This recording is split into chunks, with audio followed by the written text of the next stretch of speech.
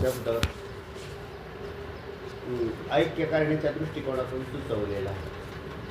वास्तविक तो लांब नाही, पण तुम्हाला जर उपदेश करायचा असेल तर मग त्याच्याविषयी सांगावं लागतं. चला, पुढे. प्रज्ञान म्हणजे साक्षी ब्रह्मचैतन्य ही वाणी मन यांचा विषय होणारा नाही, म्हणून त्याचा बोध करून द्यायचा म्हणून ते शब्द त्यांनी हे केलेला आहे. केलेला आहे. आणि शिष्याला त्याच्याविषयी भावना व्हावी लागते असं त्याच्याबद्दल. निरुपाधिक अखंड चैतन्याचा म्हणजे लक्षणार्थाने त्याचा बोध केलेला आहे का. आता लक्षार्थ कसा घ्यायचा, तर तो वाच्यार्थामध्ये अर्थ लागत नाही.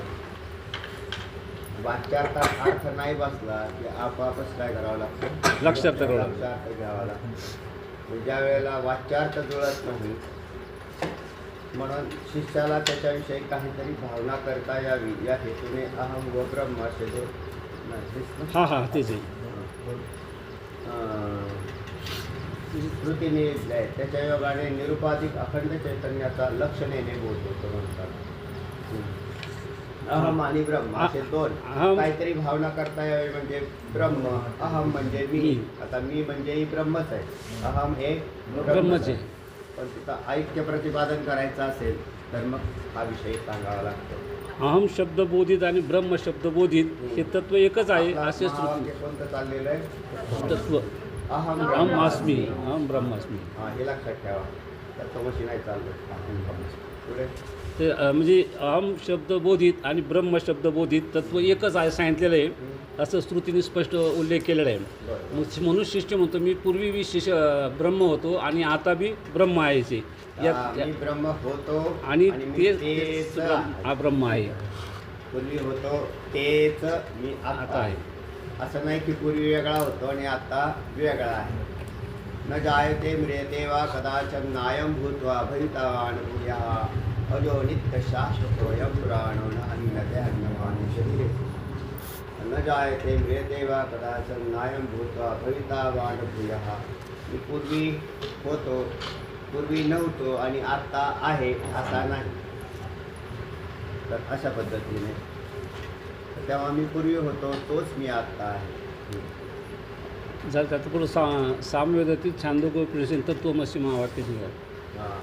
मराठी आता सामवेदामध्ये येणारं आणि अत्यंत श्रेष्ठ असणारं जे नेहमी वापरलं जातं किंवा या वाक्याचा 9 वेळा कोणाला उपदेश केला, श्वेतकेतूला. उद्दालक मुनींनी. कुठे म्हणताल तर छांदोग्य उपनिषदात हा विषय येतो की 9 वेळा हा काय केलेला ते पाहिजे, नाही 9 वेळा उपदेश केलेला आहे म्हणतात. आणि असा कुठे आलेला आहे तर छांदोग्य उपनिषदात आलं. आता त्याच्यात कोणतं वाक्य आहे तर तत्त्वमसी. तत्त्वम असी. तत् म्हणजे ते, त्वम म्हणजे तू, असी म्हणजे आहेस. म्हणजे असी पदाने ऐक्य केलं. आणि हा विषय तुम्हाला पूर्वी वेगवेगळ्या ग्रंथात येऊन गेलेला आहे.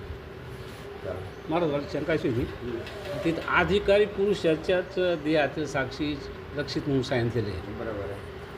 अधिकारी त्यातला अधिकारी पुरुषाच्या ठिकाणीच तो लक्षित होतो. अनाधिकाऱ्याला लक्षणच करता येते. लक्षणं करता येत नाही पण मग त्याच्यात पण आहे ना, म्हणजे असं त्यांनी आहे ना. कॉमन सांगायला आहे पाहिजे. ना. नाही नाही तसं नाही. ते सगळं जगमुक्त व्हायला पाहिजे होतं ना. नाही, ब्रह्म आहे तर नाही ज्ञानाच्या दृष्टीने जर अधिकारी पुरुषाला माहिती म्हणून होतं अधिकारी पुरुषाच्या ठिकाणीच लक्षित होतं. म्हणजे अर्थ त्याला बाकीच्यांना लक्षणा करता येत नाही. कारण त्यांचा अनाधिकार हा लक्षणेतला प्रतिबंध असतो. त्यांना का नाही लक्षणा का नाही करता येत. लोक ऐकत्यात पुष्कळ. स्थिती कुठे बांधली गेली आणि स्थिती का बांधली गेली नाही तर याचं कारण काय झालं, अनाधिकार असल्या कारणाने. ऐकायला काही कमी नाही. ऐकलं त्यांनी पुष्कळ ऐकलं पण आज बनलेच नाही. त्याचं कारण स्वतःचं जी पुढची प्रोसेस आहे ना, अधिकारी पुरुषाची प्रोसेस होती. म्हणजे मनन, निधिध्यासन आणि तत्वपदार्थ शोधन हे अधिकाऱ्याचं होतं. बिगर अधिकाऱ्याचं होत नाही. फक्त नुसतं ऐकतो. म्हणून तिथे ते बरोबरच आहे. काय म्हटलेलं तिथं अधिकारी पुरुषाच्या अधिकारी पुरुषाच्या लक्षित होतं फक्त तसं म्हणजे अधिकारी पुरुषालाच ते समजतं, बाकी तसं ते कॉमन आहे, पण फक्त लक्षित होतं ते अधिकारी पुरुष आहे. बरोबर, इतरांना ते लक्षित होत होत नाही. पुढे जरा आता श्लोक आहे. एकमेवा द्वितीयं सन् एकमेवा द्वितीयं सन् एकमेवा द्वितीयं सन् एकमेवा द्वितीयं सन् नामरूपविवर्जितं नामरूपविवर्जितं नामरूपविवर्जितं नामरूपविवर्जितम् एकमेवा द्वितीयं सन् नामरूपविवर्जितम् एकमेवा द्वितीयं सन् नामरूपविवर्जितम् एकमेवा द्वितीयं सन् नामरूपविवर्जितम् एकमेवा द्वितीयं सन् नामरूपादिवर्जितम् सृष्टे पुराधुनाप्यस्य सृष्टे पुराधुनाप्यस्य सृष्टे पुराधुनाप्यस्य सृष्टे पुराधुनाप्यस्य तादृक्त्वं तदितीर्यते तादृक्त्वं तदितीर्यते तादृक्त्वं तदितीर्यते तादृक्त्वं तदितीर्यते सृष्टे पुराधुनाप्यस्य तादृक्त्वं तदितीर्यते सृष्टे पुराधुनाप्यस्य तादृक्त्वं तदितीर्यते सृष्टे पुराधुनाप्यस्य तादृक्त्वं तदितीर्यते सृष्टे पुराधुनाप्यस्य तादृक्त्वं तदितीर्यते एकमेवा द्वितीयं सन् नामरूपविवर्जितं सृष्टे पुराधुनाप्यस्य तादृक्त्वं तदितीर्यते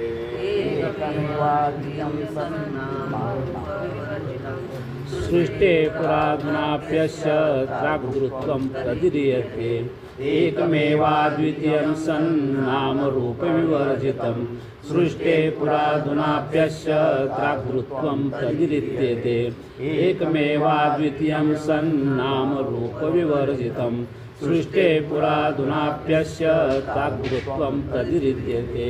अन्वयार्थ काय केलेला एकम एव अद्वितीयं सत् नामरूपविवर्जितं सृष्टेः पुरा अधुना अपि अस्य तादृक्त्वं तत् इति ईर्यते तत् इति ईर्यते. बरोबर. एकम एव अद्वितीयं सन् नामरूपविवर्जितं सृष्टेः पुरा अधुना अपि अस्य तादृक्त्वं तत् इति ईर्यते. सांगा शिंदे साहेब.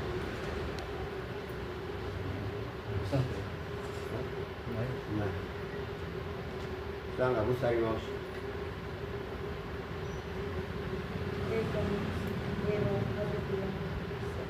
एवं नाही, अनुस्वार नाही. एव एकम एव सन म्हणजे सत होतं. इथं काय केलं?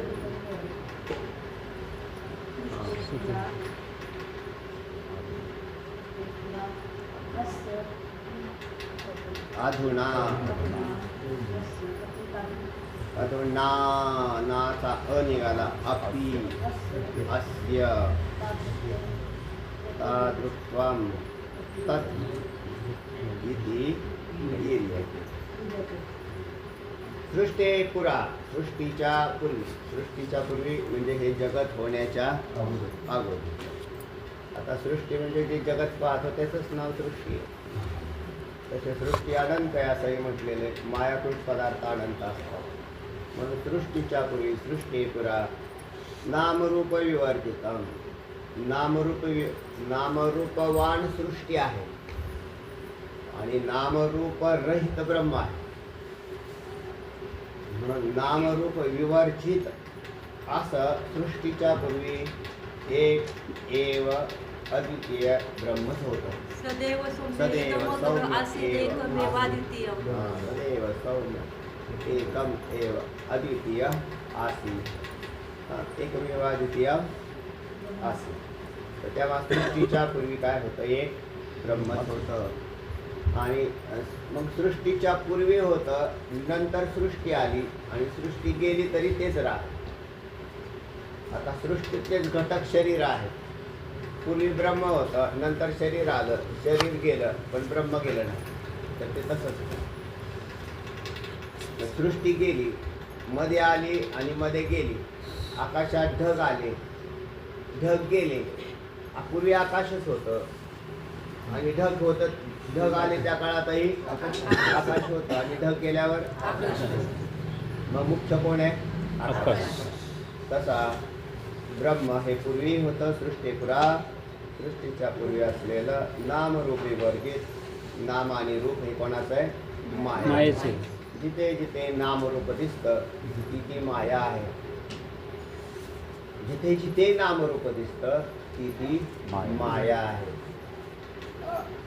नाम आणि रूपात जो भुललेला आहे तो जीव आहे.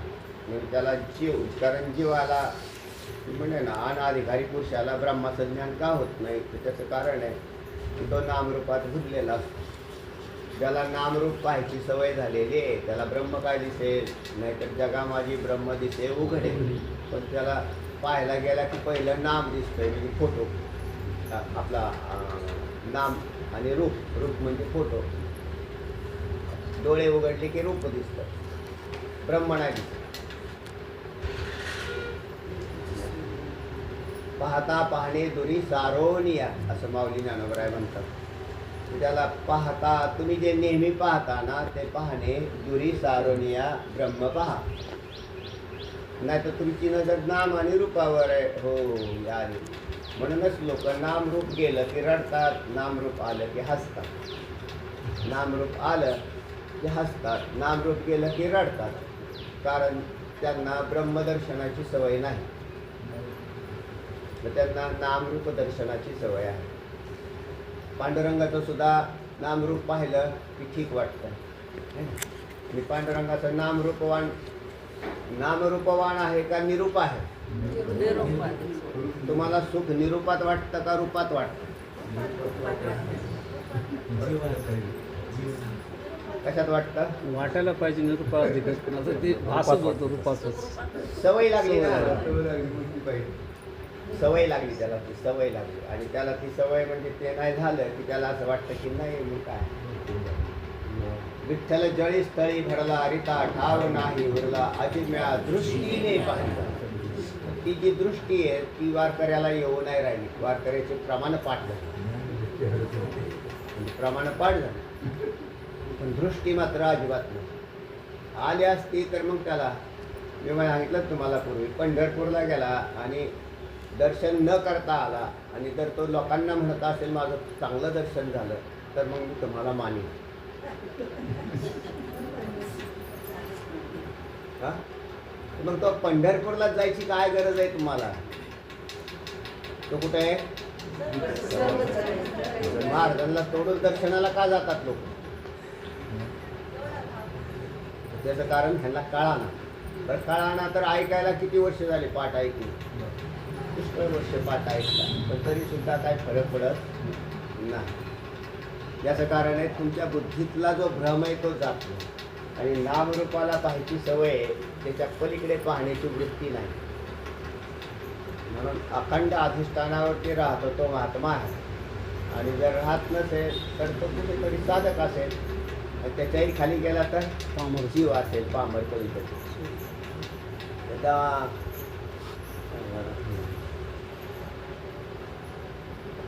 काय होतं, आस्तिक माणसाला असं सांगितल्यावर त्याला वाटतं की काय हे नास्तिक आहेत का काय, पण तसा अर्थ नाही तो. तसं परमात्म्याचं मूळ स्वरूप काय? म्हणून सृष्टीच्या पूर्वी पांडुरंग होता, म्हणजे आकारवान होता का? निराकार परमतत्व ब्रह्मतत्व, त्यालाच आत्मा म्हणतात आणि त्यालाच पांडुरंग म्हणतात. हा, आणि नंतर सृष्टी आली की पंचमहाभूत झाली. पंचमहाभूत झाल्यावर मूर्ती कशापासून बनली? मग त्याच्यामध्ये तो आहे का नाही? त्याला तुम्ही पाहता का नामरूपाला पाहता? कोणाला पाहताय? तुम्हाला तळमळ का वाटते की मला त्याचं दर्शन घ्यावं लागेल? तो माझ्यापासून दूर आहे, त्यावेळेला तळतळ असते, तळमळ असते. तो माझ्यावरून वेगळाच नाही असा भाव असेल तर तुम्हाला तुमच्या चित्तात असणारे तळमळीचा, कारण तो नाही माझ्यावरून दूरच नाही असा भाव त्या राधेचा झाला. त्यांच्या राधा, तुला काय वाटत नाही का गं? ते कृष्ण गेला निघून, म्हटले तुला काय वाटत नाही का? तर ते म्हटले वाटत नाहीला म्हणजे कुठे गेला तो? तिकडे. तर तो गेलाच नाही म्हणजे तो माझ्या हृदयात अखंड भरलेला आहे, अखंड माझे हृदय आहे. काय म्हणू?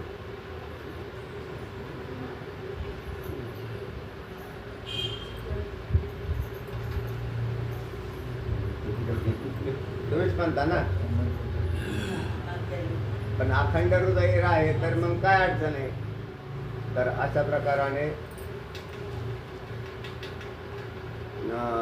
तो ओतप्रोत आहे असा भाव असेल. मग आता ज्या वेळेला माणसाला दुःख केव्हा वस्तू हरवली, एखादी तुमची प्रिय वस्तू हरवली, तुम्ही लागले रडायला, पण ती वस्तूच तुम्ही असं कळाल्यावर रडण्याचा काय विषय राहिला का?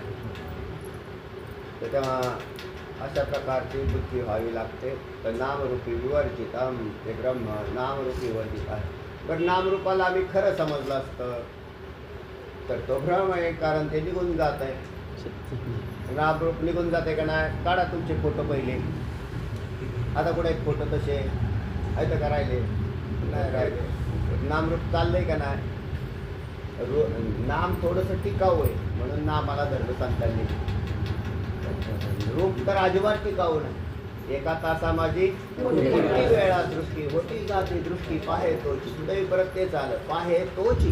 तोची अधिकारी पुरुष आहे.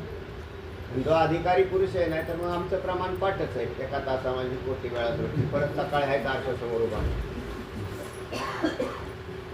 हा, तो राहिला का गेला? गेला. त्याला तसं वाटत नाही. तर अशा प्रकारचा भ्रम बुद्धीत बसलेला आहे. मग ते कसं होतं त्याचं वर्णन आलेलं आहे. नामरूपी वर्ग ब्रह्म, सर्व ब्रह्माच्या ठिकाणी नामरूप नाही. दुसरं वर्णन आलंय एकम. एकम म्हणजे एकच, एक होतं, ते एकटच होतं. एकम म्हणजे एकटच, म्हणून त्याला आता तिथं पुढे जाऊन एकटही म्हणत नाही. म्हणून एकम एवम अद्वितीयम अशी पदं आली वेदाच्या स्मृतीची. हा, एकम एवम अद्वितीयम. तर अशा प्रकाराने मग म्हणजे स्वगत, सजातीय, विजातीय, भेदरहित अशा प्रकार पाठ्यमागे झालेलं आहे आमच्या 21व्या श्लोकामध्ये. महाभूत विवेकमध्ये म्हणजे एकमेवाद्वितीयम, एकम एवम अद्वितीय. काय अर्थ सांगितले होते? त्यातील एकम या पदाने ऐक्य सांगितलेलं आहे व सोबत भेद शून्यत्व सांगितलेलं आहे. एव या पदाने निश्चय आणि सजातीय भेदराहित्य सांगितलेलं आहे. आणि अद्वितीयम या पदाने दुसऱ्या पदार्थाचा निषेध व विजातीय भेद शून्यत्व ही सुचवले आहेत. म्हणजे स्वगत, सजातीय, विजातीय, अशा प्रकारचा विचार. माग कितवा श्लोक गेलता?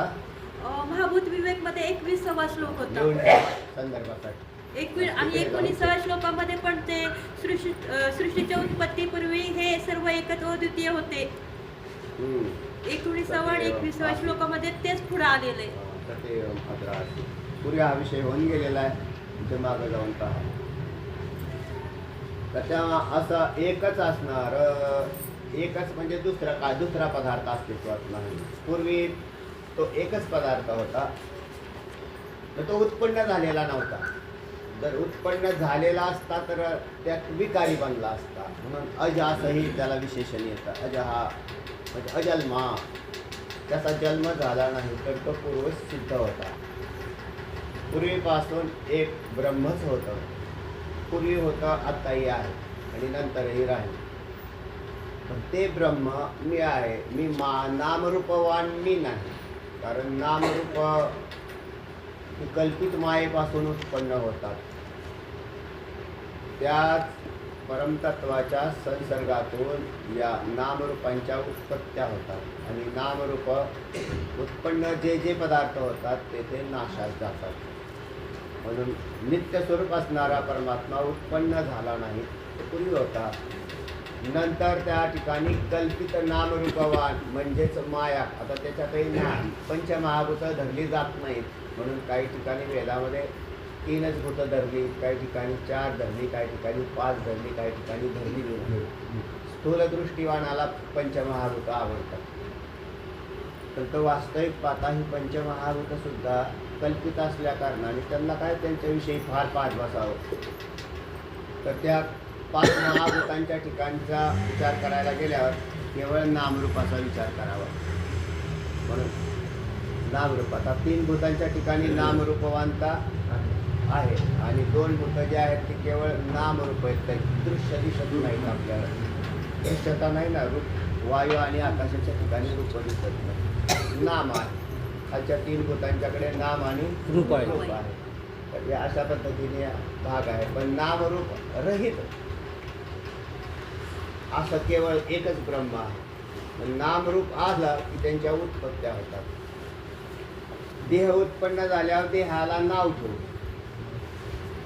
आणि देह उत्पन्न झाला म्हणजे रूप प्रकट झालं आणि देह नाश पावला म्हणजे रूप गेलं आणि नंतर नाम गेलं. आधी रूप आलं मग नाम आलं, नंतर रूप गेलं नंतर नाम गेलं. म्हणून नाम त्याच्या दृष्टीने रूपाच्या दृष्टीने पेक्षा थोडंसं टिकावं आहे, पण नंतर निघून जातं. मात्र जसं आता आपल्या पूर्वजांची आपल्याला काही ओळख राहिली म्हणजे त्यांची नावं होती का नाही, त्यांना होती ना. आपल्या मागच्या ज्या 5-6 पिढ्या जर पाहिल्या की त्याच्यातले जे काही नावं होती ते 5-6 काय अशा मागे हजारो पिढ्या झाल्या. कुठं कोणाची नावं रूपं राहिली का? उत्पन्न झाले नाश पावले, उत्पन्न झाले नाश पावले. संपत्ती विपत्तीचे हो कोणाचा कोणाचा अवघे बक्षुने अनुरवी हा भाग नेदीची उरो सोंगव. तर तेव्हा हे सोंग आहेत नामरूपावर. त्या एक अशा प्रकारचं. नंतर अद्वितीय म्हणजे द्वितीय शून्य असं म्हटलं तिथं. सत म्हणजे नित्य शाश्वत अशा प्रकारचं. सत्तावान सत असं कोण आहे का? ब्रह्मच होतं असं प्रतिपादन केलं. अस्य अधुना, अधुना म्हणजे या काळात सुद्धा किंवा आत्ता. अधुना पदाचा अर्थ आहे आत्ता, सद्य परिस्थितीत. या परिस्थितीत सुद्धा अपितादृक तसंच आहे. तर ते जसं होतं पूर्वी तसंच आहे आता. म्हणजे त्याच्यात कुठेच बदल झाला नाही. ब्रह्म म्हातारं झालं नाही, जीर्ण झालं नाही, क्षर रोग झाला नाही, त्याला क्षय रोग झाला नाही, म्हणून ब्रह्माला क्षय नाही झाला, जीर्ण झालं नाही. म्हणजे ते पूर्वी जसं होतं तसंच आहे. म्हणूनच ते नित्य आहे. त्याच्यात कुठला हे सगळं वर्णन आत्म्याचं येतं आणि ते मी आहे असा भाव करायला सांगतो शास्त्र. ते परमतत्व मी आहे. मी कारण शरीरवान नाही, सूक्ष्म शरीरवान नाही, स्थूल शरीरवान नाही, अन्नमय कोशवान नाही, प्राणमय कोशवान नाही, मनोमय कोशवान नाही, विज्ञानमय कोशवान नाही, आनंदमय कोशवान नाही. मी देह नाही, मी इंद्रियामधले कोणतेही इंद्रियवान मी नाही. मनबुद्धी चित्त अहंकाराच्या पलीकडे असं नित्य शाश्वत असा असणारा जो मी पूर्वी होतो तोच मी आत्ता आहे आणि नंतरही राहील. मग या देहाच्या अतीत असा मी आहे असं नित्य चिंतन केल्याने हे चिंतन त्या साधकाला फायदेशीर होतं. तेव्हा मग ते चिंतन केल्याने काय झाला, त्याचा शरीरभाव नाश पावला. शरीरभाव त्याचा राहतो जो शरीराचं चिंतन करतो किंवा जो ज्याचं चिंतन करतो. ज्या चित्ती जैसा भाव, जसं जो चिंतन जसं करतो तसा त्याचा भाव बनतो. म्हणून मग त्याचंच चिंतन करा. तच्चिंतनम तत्कथनम अन्यन्यम तत्प्रबोधनम एतदेक परत्वंचम ब्रह्माभ्यासम विदुर्बुधः. का अशा प्रकारचं चिंतन करायला सांगितलं. एक अद्वितीय सत असा परमात्माच पूर्वी होता, आत्ताही आहे आणि नंतरही राहील. तत् या पदाने सांगितलेला आहे. आपण तत्त्वमसी त्यातला तत्पदाचा अर्थ सांगता येईल. वाचा. आता सामवेदीय छांदोग्य उपनिषदातील तत्वमसी ते तू आहेस या वाक्याचा अर्थ विशद करण्याकरिता ते या शब्दाचा लक्षार्थ सांगतात. श्लोक सांगितलाय. एकमेवाद्वितीयं सन् नामरूप विवर्जितं सृष्टे पुराधुनाप्यस्य तादृकत्वं तदितिर्यते. अन्वयार्थ सांगितलाय. सृष्टे हे पुरा, सृष्टीच्या पूर्वी नामरूप विवर्जितम नामरूपरहित एकम एव अद्वितीयम सत प्रतिपादितम अस्ति एकच व द्वितीय शून्य सत असते असे प्रतिपादन केले आहे. एकच व अद्वितीय शून्य, द्वितीय शून्य म्हणजे अद्वितीय, एकच पूर्वी काही नाही. जो ब्रह्मस्वरूपाचं चिंतन करतो तो भीतीने मुक्त होतो, आणि जो ब्रह्मस्वरूपाचं चिंतन करणार नाही म्हणजेच द्वैताचं चिंतन करतो तो भीतीने ग्रस्त होतो. द्वितीयाद्वयं भयं भवति. बरोबर. जर मला भीती वाटत असेल तर मी ब्रह्मचिंतन करत नसलो पाहिजे. ज्या अर्थी मला भीती वाटते, तुम्हाला भीती कशाची आहे? द्वैतामध्ये. द्वैतात भीती असते. ज्या गोष्टी सांगितल्या, स्वपेक्षा जास्त सामर्थ्यवान, स्वविरोधी आणि भिन्न, स्ववरून भिन्न असणारा, स्ववरून सामर्थ्यवान असणारा आणि आणि आणि स्वविरोधी असणारा, या तीन गोष्टीमध्ये भीती दडलेली आहे.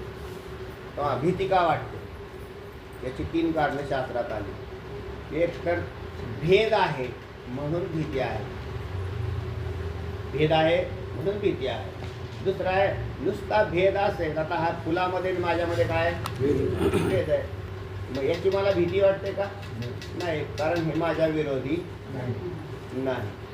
बरं, माझ्या विरोधी नाही म्हणून म्हटलं तर हे माझ्या विरोधी बी नाही आणि माझ्यावरून भिन्न बी आहे. बरोबर आहे. पण मग माझ्या विरोधी बी नाही झालं हे म्हणून भीती गेली असं नाही होत. तर अजून एक कारण राहिलं की त्याच्यात सामर्थ्यवान, त्याच्यावरून स्वतःहून दुसरा पदार्थ ज्या वेळेला अधिक सामर्थ्यशाली राहतो त्यावेळेला अग्नी हा आपल्यावरून सामर्थ्यशाली आहे. आपल्यात अग्नी आहे पण तो सामान्य, म्हणून तुम्ही अग्नीला हात लावायला गेला की भीती वाटली, म्हणजे नाही वाचतंय हो तिथे तो अग्नी. म्हणून अग्नी हा आपल्यावरून भिन्न आहे, अग्नी आपल्या विरोधी आहे आणि अग्नी आपल्यावरून सामर्थ्यवान सुद्धा आहे, जाळण्याची क्षमता आहे त्याची. आणि अशा असणाऱ्या, पण आता मग ब्रह्माच्या विषयी गेला, तुम्ही कोण आहेत? ब्रह्म आहे. आणि अग्नी हा तुमच्या विरोधी आहे का नाही? तुम्ही जर ब्रह्म आहात मग तुम्हाला भीती का वाटली? तर मी ब्रह्म आहे, त्याचा ब्रह्मचिंतन तो जर करत राहिला तर त्याला शरीराच्या नाशाची भीती वाटण्याचं कारण नाही, कारण मीच ब्रह्म आहे, शरीर ब्रह्म आहे असं म्हटलं नाही.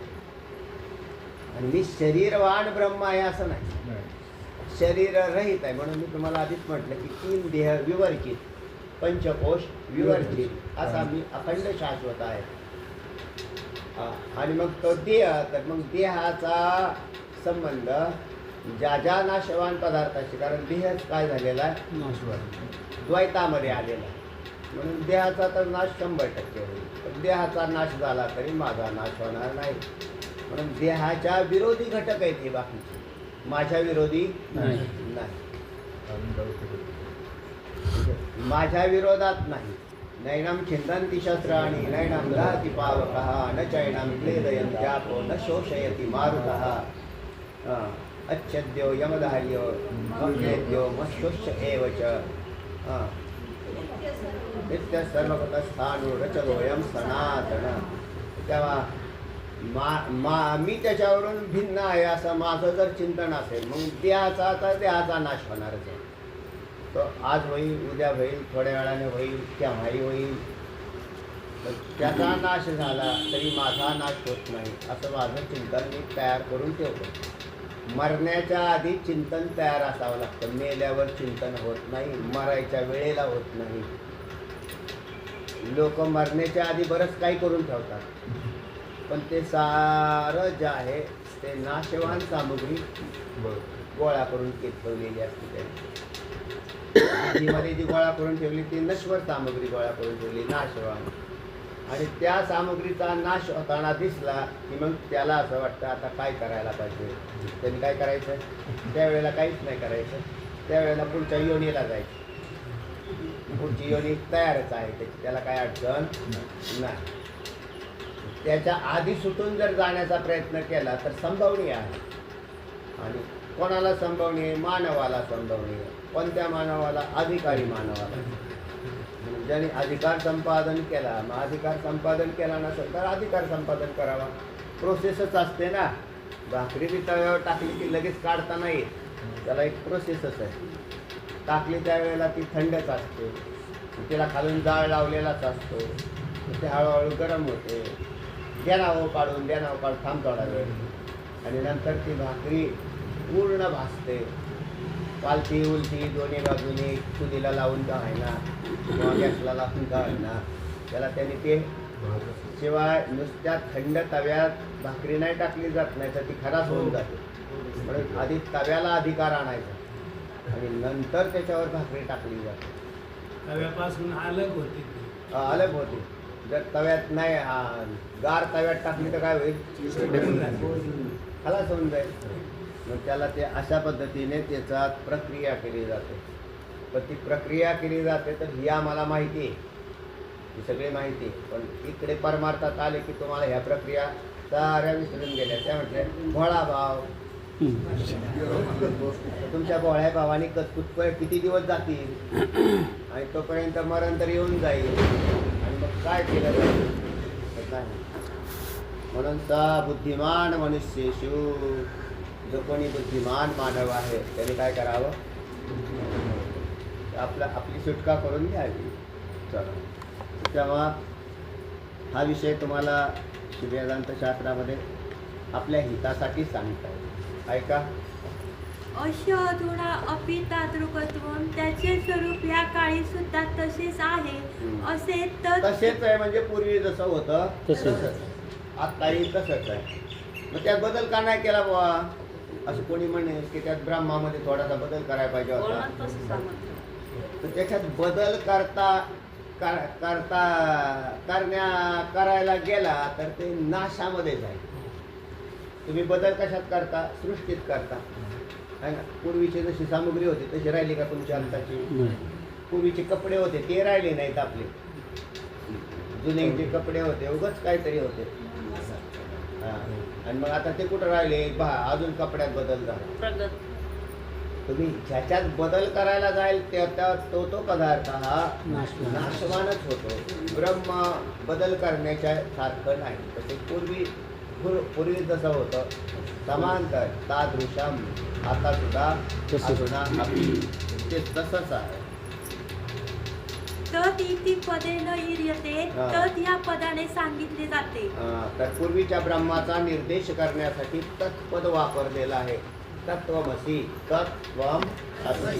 तत् म्हणजे ते म्हणजे ते ब्रह्म जे पूर्वी होतं ते नामरूप विवर्जित एक आणि द्वितीय शून्य असं असणारं ते पूर्वीचं ब्रह्म ते आत्ताही आहे आणि नंतरही राहील.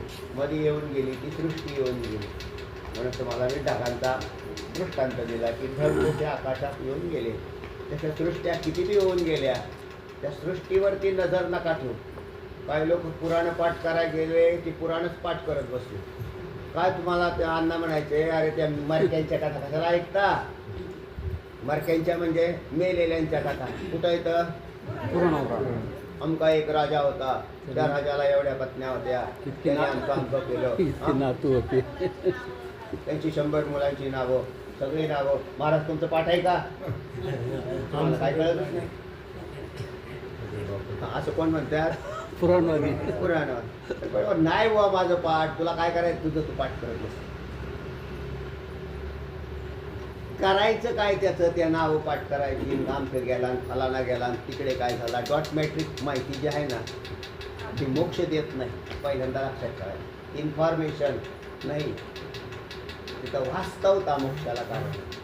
माहिती तुम्हाला फार माहिती गोळा करून तरी करायचं काय? कामापुरतं झालं ना तर मिटवून घ्या. नाहीतर ते तुम्हाला भारद्वाज मुलींचं उदाहरण दिलेलं होतं पूर्वी. त्यांनी ते पाठ करत बसले काय म्हणजे आयुष्य संपलं. हे काय करत बसला तू? विनाकारण मोकार काम काय करा. फार ग्रंथही सोडवायची गरज नाही, फार पुराणं पाहण्याची गरज नाही. तुम्हाला एखाद्या वेळेला याला वृत्ती ज्ञान नसलं तरी चालतं. ही सगळी ज्ञान पुराणातली ज्ञान कशात येतील त्या? वृत्ती. मग काही वेळेला वृत्ती ज्ञान असेल नसेल त्याचाही काय प्रश्न नाही. त्या फारच ग्रंथ सोडवल्यात म्हणून तो मुक्त झाला बिलकुलच नाही. उलट त्याने ओझ करत तयार करून ठेवले. वाणीला शिनच हा वाणीला सीन आहेत. तमेव धीरो विज्ञान हा, तमेव विज्ञान विज्ञाधीरो. ब्राह्मणः हा. नानु ध्यान बहु शब्दान बहु वाचा शब्दान. ब्राह्मणामित. शंकराचार्य हे सांगतात. विकला. तेव्हा ह्या त्याच्यामध्ये काय करायचं इतकं तर पहिल्यांदा कामापुरतं पाहत तेव्हा तत्पदाचा अर्थ लक्षात आला असेल तुमच्या की त्या ज्या ब्रह्माचा निर्देश करून सांगितला ते ब्रह्म कसं आहे असंही थोडंसं म्हणजे अन्वय करून सांगितलेली भाषा आहे. वास्तविक त्याच्याविषयी शब्द उच्चारला जात नाही. वाचा.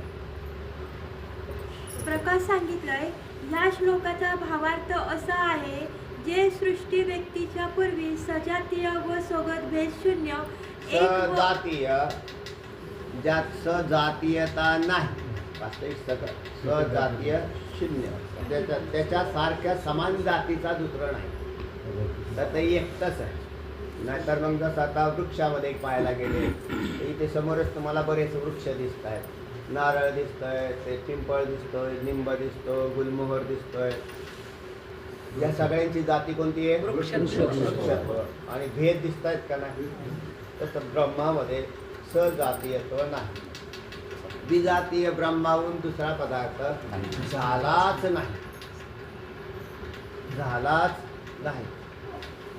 जर तुमच्या बुद्धीला पटत नसेल तर कल्पित झाला असं मान. कसा झाला? कल्पित झाला. तात्पुरता. जर स्वप्न कसं आहे? कल्पित झालं. जगत कसं आहे? कल्पित झालं. स्वप्नाप्रमाणे झालं म्हणा. आता स्वप्नात ज्या सुखदुःखाचा सामना तुम्ही केला स्वप्नामध्ये त्यावेळेला स्वप्नात तुम्ही अविभाज्य झाला म्हणजे त्याच्याशी एकरूप झाला म्हणून तुम्हाला ते व्यापासलं. म्हणजे ते दुःख का भासलं? स्वप्नातलं एकरूप झालं. स्वप्नात चोरी झाली म्हणजे जेवढं सोनं होतं तेवढं गेलं. काय काय लोकांकडे लय सोनं राहतं त्यांचा फार सोन्यावर जीव राहतो. मग ते सोनं गेलं. कुठं गेलं? चोरी झालं. बॉम्बाच मारायला लागला मोठ्याने स्वप्नात. तो का रडला स्वप्नात? का त्याला दुःख झालं? त्याचं कारण आहे तो त्याच्याशी ऐक्य पावलेला होता. जो ऐक्य पावतो ना त्याला दुःख होईल. जे प्रपंचाशी ऐक्य पावले ते रडणार नाही तर काय करतील? हसतील का? बरं त्याच्यात अनुकूलता आणि प्रतिकूलता ह्या कंटिन्यू एकसारख्या येत राहतात. एक अनुकूलता आली, प्रतिकूलता आली, अनुकूलता आली, प्रतिकूलता आली. हे येणारच. आणि आलेल्या त्या दुःखांचा सामना कसा करेल तो? तर तो चिकटलेला माझा याच्याशी काडीचाही संबंध नाही. माझा मी याच्यावरून पूर्ण भिन्न आहे असं ज्ञान जिथे प्रकट झालेलं आहे तिथेच दुःखाचा आत्यंतिक नाश आहे. एरवी दुःखवान आहेच. जुने कीर्तनकार म्हणायचे कोंबडीचं पिल्लू मिळालं तरी तो वारी चुकली त्याची. ते म्हणजे काय? कोंबडीचे पिल्ल मिळले. किती चिकटलेला आहे हा. त्या सर्वांशाने ज्या वेळेला तो वेगळा होईल आणि हे काम चित्त करतं त्याच्या चित्तामध्ये बोध होतो. ज्या चित्तात बोध झालेला आहे तेच चित्त अधिकारी बनतं, उत्कृष्ट बनलेलं म्हणजे असं चित्ताला टाकून देण्याची क्षमता आहे ज्याची. नाहीतर नुसत्या ऐकण्याने नाही, ऐकल्याने सांत्वन झालं. जसं कोणाचं एखादा मेला तर तिथं जाऊन लोक बाकीचे दुसरे सांगत असतात. काय सांगतात? असं होतच असतं, जातच असतो माणूस. तुम्हाला एकाला दुःख आहे का? सगळ्या जगाला असं सांगतं. आणि स्वतः त्याच्यावर पेळ आली की तो परत रडतो. तो का रडतो? कारण तोही चिकटलेलाच असतो. म्हणजे ऐकलेलं वेगळं आणि स्थिती बांधलेलं वेगळं असतं. तेव्हा वेदांतशास्त्राने स्थिती बांधायला सांगितलं. बरं ऐका. जे सृष्टी व्यक्तीच्या पूर्वी सजातीय व सोगत भेद शून्य एक व अद्वितीय ब्रह्म होते ते आता हा हे सृष्टीच्या सांगितलं होतं तुम्हाला. सजातीय नाही, स्वगत भेद शून्यता. स्वगत म्हणजे सांशता. ज्या ज्या पदार्थाच्या ठिकाणी अंशवान जो जो पदार्थ असतो तो तो स्वगत भेदाने युक्त असतो. बरोबर? मग जो जो पदार्थ सांश असतो. सांश म्हणजे अंशवान. अवयव त्याचे अवयवात रूपांतर होतं आणि अवयव तयार होऊन ते नाशामध्ये जातात. म्हणून सांशवान पदार्थ हा स्वगत भेदाने युक्त असतो. ब्रह्म हे सांश नाही, आत्मा हा सांश नाही, निरांश असा आहे. गुणवान पदार्थ सांशवान बनवतात. अजून एक सिद्धांत आहे, जे पदार्थ गुणवान असतात ते पदार्थ सांशवान बनवतात. गुण कोणते? सत्व रज तम. या गुणांनी कोणे? माया आहे, म्हणून माया कशी आहे? सांश आहे. आणि ब्रह्म निर्गुण आहे, म्हणून सांशवान नाही. ते काय आहे? सांशवान नाही, कारण ते निर्गुण आहे. गुण आला की सांशता आली. किती सांशता सूक्ष्म आहे पहा. म्हणजे जसा एखाद्या ह्याच्यातली सांशता काढू आपण. गुण घ्या एखादा. रसनेंद्रियाच्या अंतर्गत येणारा गोडी नावाचा एक गुण आहे. आणि जो गोडी तुम्हाला कुठे सापडली? साखरेमध्ये सापडली. तर गोडी दिसत नाही पण कार्य करते. दिसते का? गोडी दिसते का? साखर आणली का गोडी विकत आणली तुम्ही? साखर आणली कशासाठी आणली? गोडीसाठी आणली. मग गोडी दाखवा. गोडी दाखवा. त्या गोडीने साखर बनवली. तसे गुणांनी जगत बनवलं. आणि ब्रह्मस्वरूपाच्या ठिकाणी शोधायला गेले तर तिथे ते सापडलंच नाही. म्हणून निरांश असा असणारा निरांश जो पदार्थ आहे ते ब्रह्म आहे. आपला इकडला विषय. सृष्टीच्या व्यक्त अवस्थेतही तसेच आहे. आता अद्वितीयत्व म्हणजे वस्तू परिच्छेद रहितत्व, याला अद्वितीयत्व असं म्हणतात. ब्रह्म ही वस्तू नाही, वस्तू शून्यता, शून्यत्व जिथं आहे असं ज्या ठिकाणी आलं तिथं अद्वितीयत्व तयार. केवळ आणि केवळ तेच आहे, त्याच्यावरून दुसरं नाही. किंवा मग सांगायला गेलं तर तुम्हाला सांगायचं तर द्वैत यत्किंचितही नाही, म्हणजे अद्वय आहे. चला पुढे. व पुन्हा सृष्टी लयानंतरही ते तसेच राहणार. बरोबर. आणि असे जे कालानेही मर्यादित न होणारे व तिन्ही अवस्थेत एक रूपाने राहणारे जो पदार्थ देशाने मर्यादित असतो तो व्यापक नसतो. जो पदार्थ कालानेही मर्यादित नाही, जो कालाने मर्यादित असतो तो अनित्य असतो. आणि जो वस्तूने मर्यादित असतो तो भेदवान असतो. काय काय सांगितलं? आता इथे एक शब्द आलेला आहे इथं. कोणता? जो कालाने मर्यादित. ब्रह्म कालाने मर्यादित नाही, म्हणजेच नित्य आहे. देशाने मर्यादित नाही, म्हणजेच व्यापक आहे. आणि वस्तूने मर्यादित नाही, म्हणजे अद्वितीय आहे. लक्षात आलं? म्हणजे वस्तू मर्यादित नाही, अद्वितीय आहे. देश मर्यादित नाही, व्यापक आहे. कालाने मर्यादित नाही, म्हणजे नित्य आहे. नित्य, व्यापक, अद्वितीय असं असणारं हे परमतत्व आहे. चला पुढे.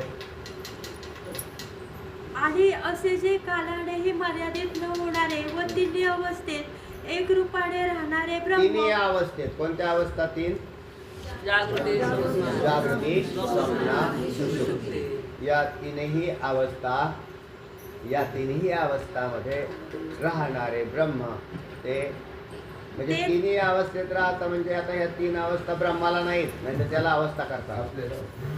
या जीवाच्या ठिकाणी असणाऱ्या, म्हणजे जीवाच्या ठिकाणी आता जीव आहे म्हणजे त्या अर्थी तो स्थूल सूक्ष्म देहाच्या संघातामध्ये आलेला आहे.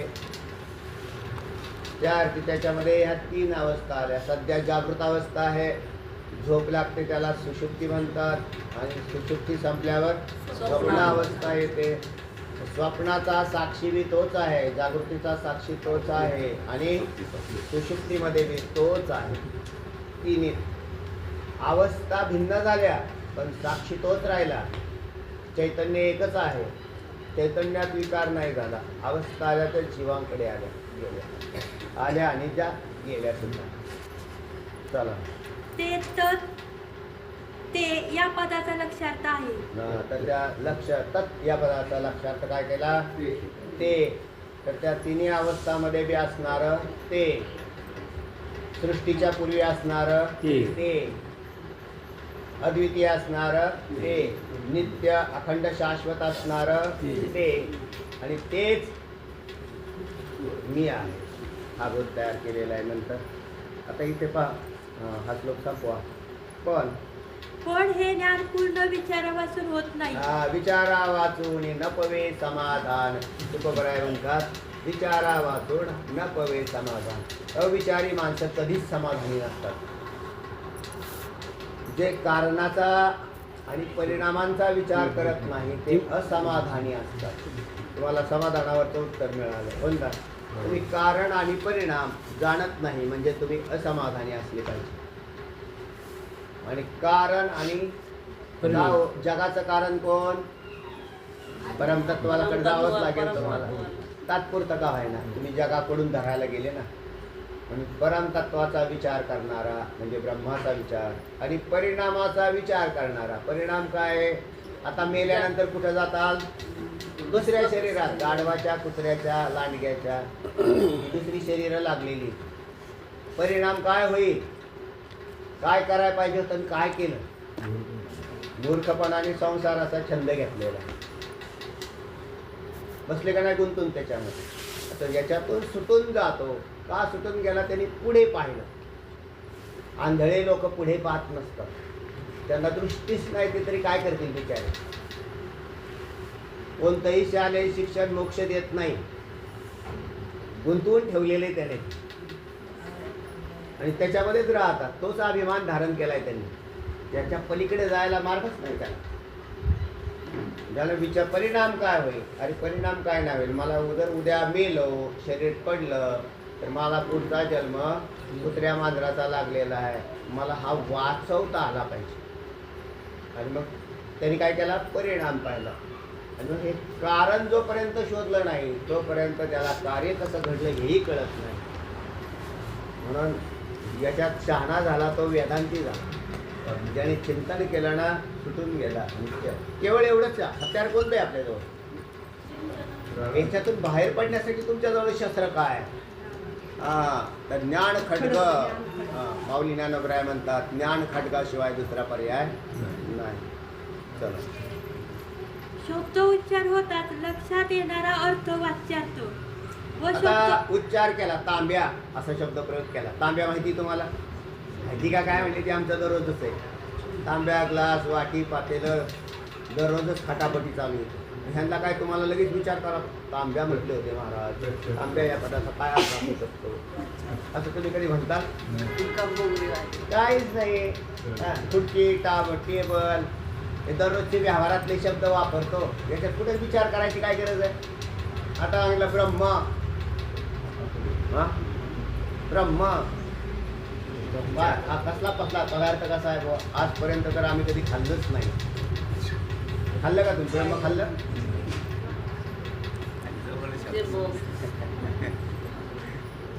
म्हणजे हा आल्यावर ते तिथं ज्या वेळेला वाच्यार्थाने शब्दबोध होत नाही त्यावेळेला तिथं काय केली जाते? लक्षणा केली जाते.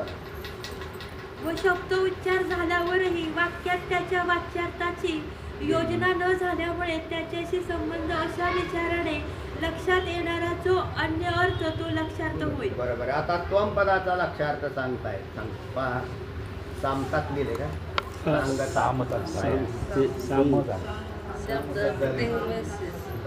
हरी श्रोतुर्देहेंद्रियातीतं. श्रोतर्देहेंद्रियातीतं. श्रोतिर्देहेंद्रियातीतं. श्रोतिर्देहेंद्रियातीतं. वस्त्वत्र त्वं पदेरितं. वस्त्वत्र त्वं पदेरितं. वस्त्वत्र पदं वस्त्वत्र त्वं पदेरितं. श्रोतुर्देहेंद्रियातीतं. वस्त्वत्र त्वं पदेरितं. देहेंद्रियातीतं. वस्त्वत्र त्वं पदेरितं. श्रोतेर्देहेंद्रियातीतं. वस्त्वत्र त्वं पदेरितं. श्रोतेर्देहेंद्रियातीतं. वस्त्वत्र त्वं पदेरितं. ग्राह्यते सीति. एकता ग्राह्यते सीति. एकता ग्राह्यते सीति. एकता ग्राह्यते स्थिति. तदैक्यमनुभूयताम्. तदैक्यमनुभूयताम्. तदैक्यमनुभूयताम्.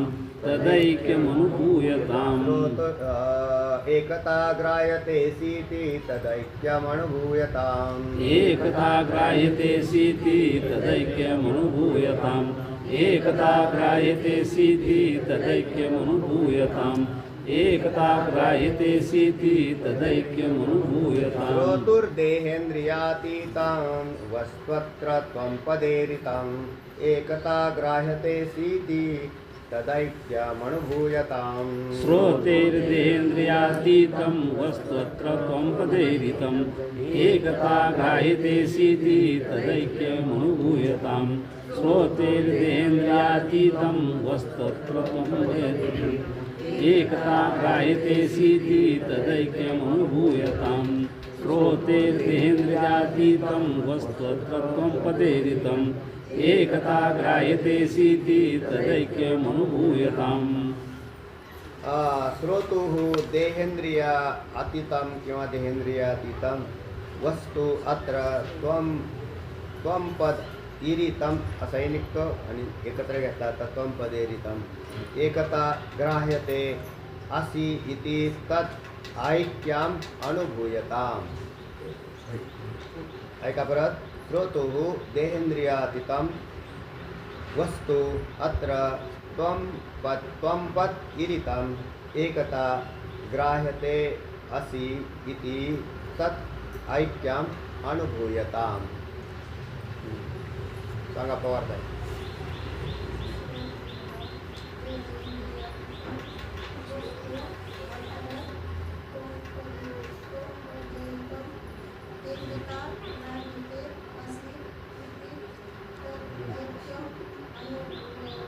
वा वा करायला लागले बरे. श्रोतुः अर्थात श्रोत म्हणजे श्रवण करणारा. हां श्रवण करणाऱ्या. देहेंद्रियातीतं वस्तू अत्र त्वं पदे इरितम. आपल्याला काय करायचं आहे? त्वं पदाचा लक्षार्थ सांगायचा. श्रवण करणाऱ्या कोण आहे? तो जीव. मी कशाने श्रवण करतो? श्रोत्रेंद्रियाने. श्रोत्रेंद्रियाने श्रवण करतो म्हणजेच माझ्याजवळ इंद्रिय आहेत आणि देह आहे. इंद्रिय देहाशिवाय राहत नाहीत. देहातल्या गोलकांच्या मध्ये ती इंद्रिय राहत असतात. मग देह इंद्रियांच्याहून श्रवण करणाऱ्या जीवाच्या देह इंद्रियाहून निराळी जी वस्तू तोच त्या ठिकाणी त्वं पदाचा लक्षार्थ आहे. एकंदरीत काय वजा केला? स्थूल आणि सूक्ष्म शरीर रहित अशी एक त्वं पदाने वस्तू निर्देश होते. त्याला आत्मा म्हणतात, त्यालाच ब्रह्म असं म्हणतात. जे देह इंद्रियावरून वेगळा आहे. नव्हता मनबुद्धी इंद्रियांचा मेळा, कार्यकर्तृत्व कारणा वेगळा, येणे जाणे नव्हते कवण्या काळा, तोचे आला या तसं देवाचं वर्णन केलं ना, तसंच तुमचं बी वर्णन तसंच आहे.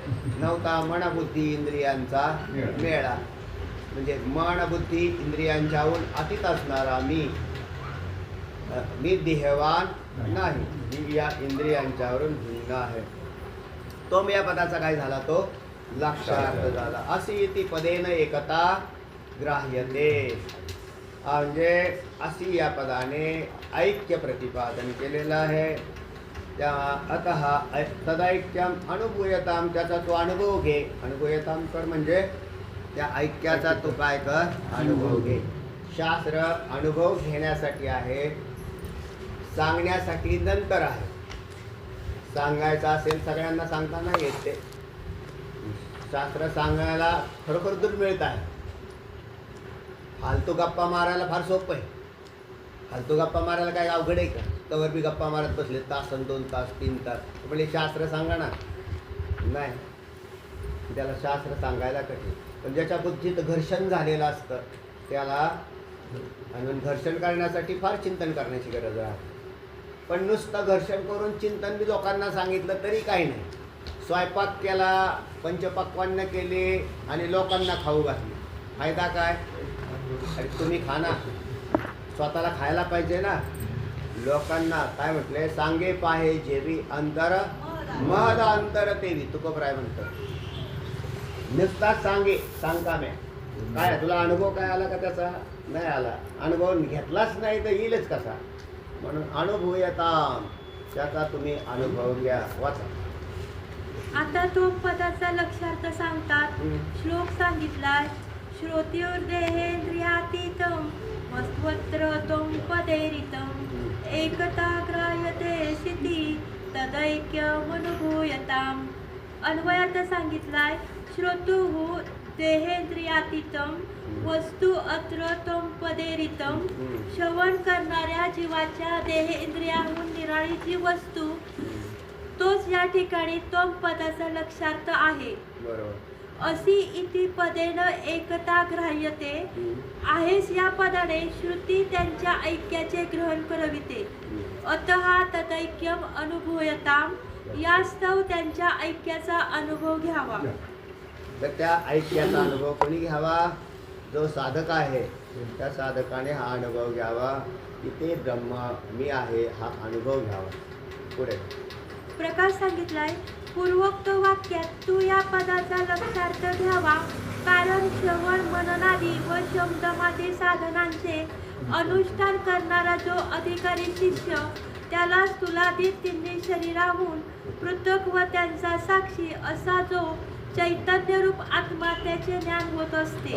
तर कोणाला ज्ञान होत असते? पूर्वोक्त वाक्यात तू या पदाचा लक्षार्थ घ्यावा. म्हणजे पूर्वोक्त म्हणजे पूर्वीच्या वाक्यात. तिथं काय दिलेलं आहे? पूर्वोक्त वाक्यात तू या पदाचा, पूर्वोक्त म्हणजे वरचे वाक्य जे आहे, त्वम म्हणजे तू. त्वम पदाचा अर्थ काय आहे? तू. आणि तत्पदाचा कारण श्रवण मनन. आता श्रवण हे दुसऱ्याच्या ताब्यात आहे, म्हणजे तिथं श्रवणाला जावं लागतं, पराधीन आहे. पण मनन, निधिध्यासन आणि तत्व पदार्थ शोधन हे तुमच्या ताब्यात आहे.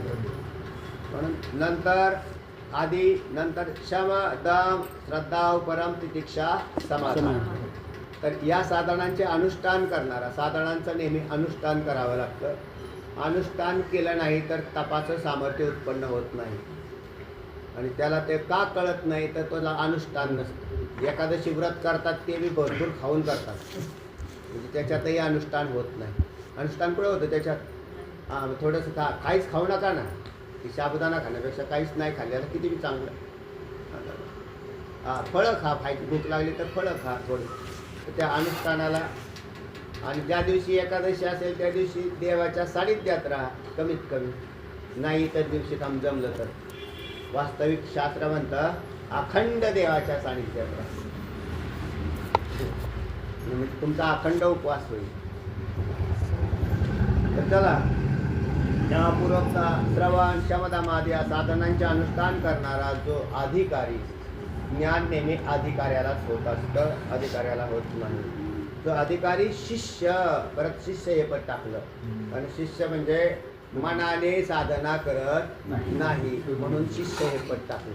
नाही तर मनानेच म्हणजे आमच्या घरी जाऊन आम्ही आमची साधना करू, नाही जमणार. तुम्हाला सद्गुरू वाचवणी जमणार नाही. तेव्हा शिष्य म्हणलं की सद्गुरू आलेच.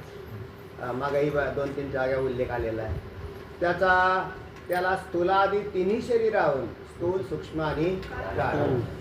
जेव्हा पंचकोश अन्नमय प्राणमय मनोमय विज्ञानमय आनंदमय कोश, त्याचा साक्षी, या सगळ्यांचा जो साक्षी असा जो चैतन्य रूप आत्मा त्याचे ज्ञान होत असते. ज्ञान होत असतेच. कोणी म्हणेल की कसं काय होईल? कसं काय नाही, तुम्ही प्रयत्न करा ना. तुम्ही करत नाही काय आणि बोलता फार. ज्ञान होत असते. चला, कोणाला असं म्हणेल, कोणी ब्रह्मज्ञानी आहेत का? आहेत ना. कोण म्हटलं नाही? आता तुम्ही अज्ञानी असताल, पण लोक लोक जगात सगळे अज्ञानीच असतील हो, असं कोण म्हणतो? अज्ञानीच म्हणतो तो. जगा हे ब्रह्मज्ञानी आहेत हे मान्यच करत नाही. त्याचं कारण तो काय असतो? अज्ञानी असतो. जेवढी माणसाची उंची असते ना तेवढ्याच उंचीवरून तो दुसऱ्याला पाहत असतो. त्याच्यापेक्षा त्याला दुसरं काही कळत नाही. तो कारण त्याची उंची तेवढीच आहे ना, म्हणून पाहताना त्याची नजर बी तेवढीच राहत. अर्थात तू त्या शब्दाचा लोकप्रसिद्ध वाच्य अर्थ येथे न घेता लक्षात घेतला पाहिजे. बरोबर. कारण त्याचा वाच्य अर्थ जो देह. आता वाच्य अर्थ तू ब्रह्म आहेस, विरोचनाला उपदेश केला त्याच्या गुरुजींनी केला ना. त्या विरोचनाला बोध झाला. कोणता बोध झाला? मी ब्रह्म आहे. आणि त्याने मी या पदाचा अर्थ काय घेतला? शरीर घेतला. तू ब्रह्म आहेस म्हणजे तू म्हणजे तो आमच्यातला तू या पदाचा म्हणजे मी या पदाचा त्याने अर्थ घेतला शरीर. आणि मग ते म्हणते यावत जीवम सुखम जीवेत ऋणम कृत्वा धृतम पिवेत भस्मीभूत असते ते असते पुनरागमन कुठं. तू खायला प्यायला गले लठ्ठ माजला. शरीर माजली का नाही खाऊन पिऊन? का माजली? देहाला जगवा, देहाचं पोषण करा आणि एका दिवशी काढी लावा. तर ज्याची देहावर श्रद्धा आहे, अतिव देहावर श्रद्धा कशी काय बनली? त्याने तो म्हणजे तू या पदाचा अर्थ काय घेतलेला आहे? देह. देह घेतलेला आहे. पुढे कारण त्याचा वाच्य अर्थ जो देह त्याचे ते या पदाच्या पूर्वोक्त शब्दातशी ऐक्य होणे संभवनीय नाही. बरोबर. या वाक्यातील अशी म्हणजे आहेस या पदाने तू ते व तू यांचे ऐक्य आहे. ते व तू यांचे ऐक्य आहे असे या पदाने केलेलं आहे. बरोबर. ते तुझ्यावरून पृथक नाही. साक्षी चैतन्य ते ब्रह्मचैतन्य. तेच ते आहे. जे ते आहे तेच तू आहेस आणि जे तू आहेस तेच ते आहे. याला ओतप्रोत चिंतन असं म्हणतात. ते तुझ्याहून पृथक नाही असे सांगितले आहे. यास्तव हे प्रिय शिष्या ते ब्रह्म तू आहेस या उपदेशात. हे सौम्या असं म्हटलंय ना. हे सौम्या तिथं छांदोग्य उपनिषदात केलेलं यथा सौम्यके. हे सौम्यके आहे ना. म्हणजे हे प्रिय शिष्य असा त्याचा अर्थ. हे तिथून आणलेलं वेदात कौशल. हे प्रिय शिष्य प्रिय का झाला? अध्ययन करणारा अधिकारी पुरुष हा प्रियच असतो. अध्ययन करणारा हा काय होतो? गुरुच्या दृष्टीने प्रिय बनतो.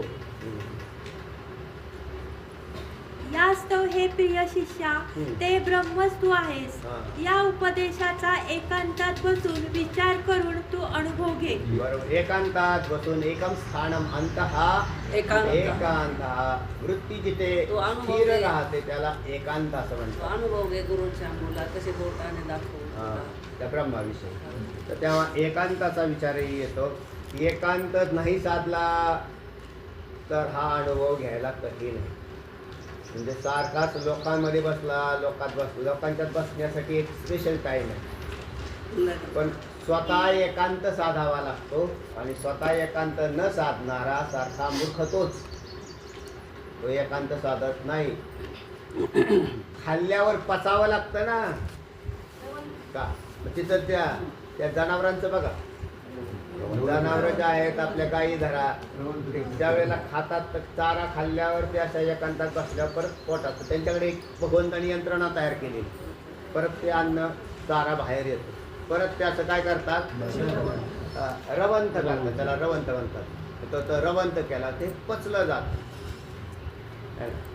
श्रवण हेही खाणंच आणि हे पचायचं असेल तर मनन आणि निधिध्यासन तत्त्वम पदार्थ शोधणे. आणि मग तत्त्वम पदार्थ शोधण्यापर्यंत गेला तर त्याला चांगलं पचलं असं समजावं. आणि परिणिती मी ब्रह्मच आहे हा साक्षात्कार झाला. चला म्हणजे जशी शक्ती येते ना, अन्न खाल्ल्यावर शक्ती येते. मग अन्नात शक्ती दिसते का? दूध पिला, दुधात शक्ती आहे का नाही? आहे. मग शक्ती दाखवा आणि दूध दाखवा. वेगळं करून सुप्त रूपाने. तर दुधात शक्ती आहे पण ती शक्ती कार्य दिसत नाही. तर ती कार्याच्या नंतर त्या ठिकाणी गुण दाखवते. काही माणसं एखादा रोग झाला, आजारी पडले आणि नंतर त्यांची शक्ती गेली. पुन्हा आणखीन त्या रोगाचं निदान झालं, रोग गेला आणि शक्ती ते म्हणले आता त्यांना खाऊ पिऊ घाला. बदाम बिदाम काजू गावरान तूप सगळं दिलं. काय झालं? शक्ती आली. शक्ती त्या पदार्थात होती है ना. ती शक्ती दिसली नाही पण आली. तत्त्वम पदार्थाचं चिंतन केलं आणि शक्ती आली. कोणती? ब्रह्मसाक्षात्कार. ब्रह्मसार म्हणून मोठके गुरुमुखी उमटे आणि स्वयंभूचे असे. मग फाऊ लागे तैसे आपाईसे. ते फाऊ लागे तैसे आपाईसे. त्याला वाचा पुढं. जगात मनुष्य रूपाने उत्पन्न झाल्याचे जर काही सार्थक होणे असेल तर ते या विचारानेच होईल. बरोबर. सृष्टीविषयी, संबंधी प्राण्यांविषयी किंवा द्रव्यादी धडधडीत जड पदार्थांविषयी चिंतन केल्याने शाश्वत सुख कधीही मिळणार का नाही. मिळेल? काय चाललंय समाजामध्ये? काय समाजात काय चालू आहे आज तरी? पूर्वी बी तेच होतं ना, आज बी तेच आहे. जड पदार्थाचं चिंतन चालू. घर दार बायका मुलं हे सगळं सारखं डोक्यामध्ये तेवढंच चिंतन. गाड्या घोडे अमके ढमके फलाने काय त्याच्या वाचून पडलेलं आहे त्याला? काय नाही. मग त्याला सुख मिळते का दुःख मिळतंय? पहा जर काही सार्थक होणे असेल तर ते विचारानेच होईल. सृष्टीविषयी, संबंधित प्राणीविषयी किंवा द्रव्यादी धडधडीत जड पदार्थाविषयी चिंतन केल्याने शाश्वत सुख कधीच मिळत नाही. याचा आपल्याला अनुभव आहे. याचा आपल्याला जो देखे सो दुखिया बाबा सुखिया होईल. हा अनुभव आहे की नाही? थोडली से गोवरी तिथे जैसे तोंडावरी जणू का तोंडावर गोवऱ्या पडल्या अशा पहिले लोक पण ते का हो तुम्ही असे का, तुमचा चेहरा का पडला, तुम्ही निराश का? ते म्हणजे काय हो आमच्या पाठीमागे फार व्याप आहे, त्रास आहे. तुमच्या पाठीमागे त्रास येत किंचितही नाही, पण तुम्ही तो लावून घेतलेला आहे. उलट त्याला मुकावे मात्र लागेल. कशाला? त्या सुखाला. उलट त्याला मुकावे मात्र लागेल. हा. केवळ दूरदर्शी विचारपटूंनाच हा उपदेश प्रिय वाटणार हे उघड आहे. बरोबर आहे. हा विचार ते म्हणले दूरदर्शी पटू, त्यांनाच विचार काय होणार आहे? पटणारे. पटणारे, बाकीच्यांना पटत नाही. लोक दूरदर्शी नाहीत, कारणाला जाणं संकोचित दर्शी आहेत, संकोचदर्शी आहेत. पायाजवळ पाहत त्याच्या असणारे पायापुरते अशी तोकडी नजर असणारे माणसं कधी सुखी होतील? कधीच सुखी होणार नाही, तर नेहमी दुःखीत राहतील. काय म्हणतायत ऐका. कारण केवळ आयुष्य मर्यादेकडे पाहत राहणाऱ्या व बऱ्या वाईट रीतीने मिळतील तसे भोग भोगणाऱ्या पामरांना आमची मृत झाल्यावर काय अवस्था होणार आहे हा विचार कधी चुकूनही सुचत नाही. सुचत नाही. कोणाला? पामरांना. मेल्यावर काय होईल? म्हणतंय मेलं म्हणजे गेलं. कोण पाहत आहे? अशा प्रकारचे मूर्ख मानव म्हणून घेण्याच्या योग्यतेचे सुद्धा नाही. अरे बाबा मिळालेलं शरीर आहे त्याचा वापर करून घे आणि अध्यात्मविद्या हस्तगत कर. आणि ते न करता जर मेला तर पुढे कोल्ह्या कुत्र्याची, मांजरा डुकराची शरीर काय माहिती, आणि त्या शरीरात काय व्यवस्था होईल ते पहा. मग म्हणून आयुष्य मर्यादेकडे पाहत. आता आयुष्य किती राहिले आपलं? घ्या भोग भोगून, घ्या खाऊन पिऊन, घ्या भोगून आणि मरा. त्याला काही धर्माचं ज्ञान नाही, पूर्ण आंधळे. हिंदू म्हणून घेतात पण काही कामाचे नाही, काहीच कामाचे. त्याला काहीच कळत नाही. काय आहे का? भगवद्गीता आहे का घरात? नाही. ज्ञानेश्वरी आहे का? नाही. भागवत आहे का? नाही. आमचं आहे का? नाही. हे नुसते आपल्या आणि याच्यात तर उत्तुंग भरलेलं आहे ना. हा साठा नाही का निदान आपल्याजवळ? याचं का ज्ञान झालं नाही? तर याचं कारण आहे हे पामर आहे. तर तेव्हा चला जाऊ द्या. कारण केवळ आयुष्य मर्यादेकडे पाहत राहणाऱ्या व बऱ्या वाईट रीतीने मिळतील तसे भोग भोगणाऱ्या पामरांना आमची मृत झाल्यावर काय अवस्था होणार आहे हा विचार कधी चुकूनही सुचत नाही. पण बाबांनो, बाबा आता पुढच्या पाठात पाहू. कुंडली पंढरीनाथ भगवान की